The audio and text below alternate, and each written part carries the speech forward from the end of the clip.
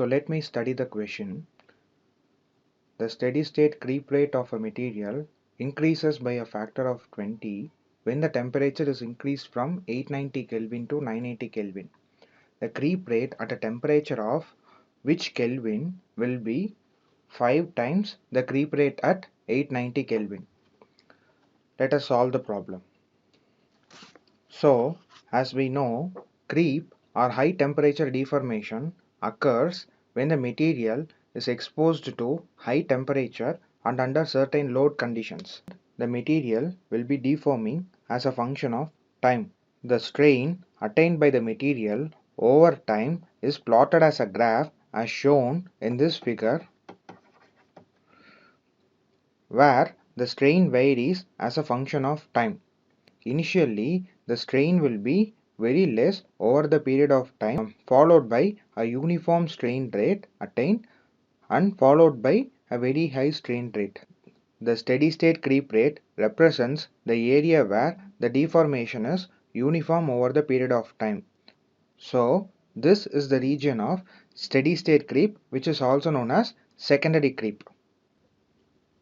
The steady state creep rate is represented by the equation as shown here, where epsilon dot SS represents the strain rate, that is d epsilon by dt, and a sigma power m into exponential power minus qc by rt, where a and m prime are material constants.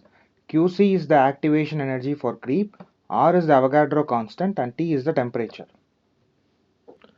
It is given that when the temperature increases from 890 to 980 Kelvin, the creep rate increases by a factor of 20. That is, steady state creep rate at 980 Kelvin will be equal to 20 times the steady state creep rate at 890 Kelvin. We need to find the temperature T at which the steady state creep rate is 5 times the creep rate at 890. So let us try to write the equations for steady state creep rate at 890, steady state creep rate at 980, and steady state creep rate at the required temperature T. So steady state creep rate at 890 will be a sigma power m multiplied by exponential power minus qc by 890 r. Steady state creep rate at 980 Kelvin will be a sigma power m multiplied by exponential of minus qc by 980 times r.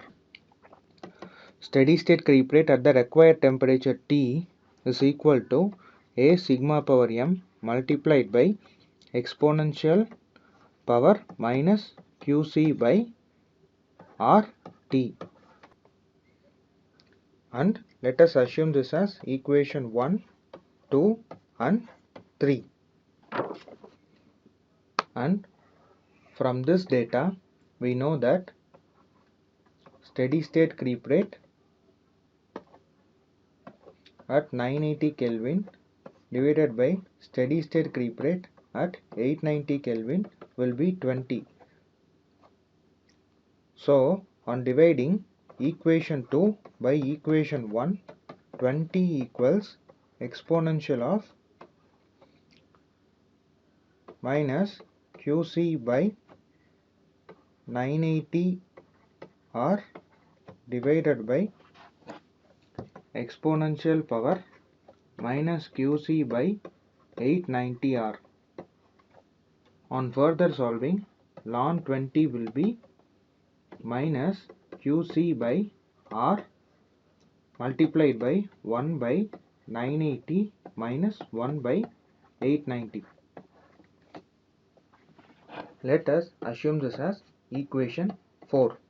On dividing equation 3 by equation 1, we will be getting 5 equals exponential power minus qc by rt divided by exponential power minus qc by 890 R. On further solving, ln phi will be equal to minus Qc by R multiplied by 1 by T minus 1 by 890.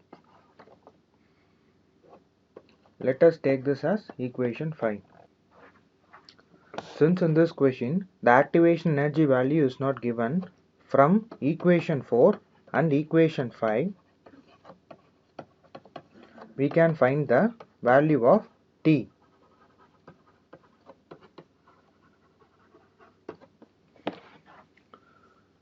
So dividing equation 4 by equation 5 will be getting ln 20 by ln 5 equals 1 by 980 minus 1 by 890 divided by 1 by T minus 1 by 890.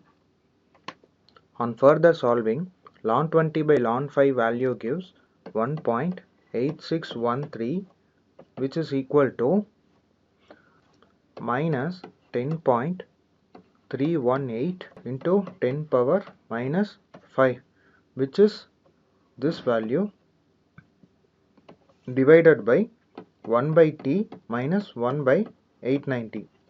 On further equating, 1 by T minus 1 by 890 equals minus 5.5434 into 10 power minus 5.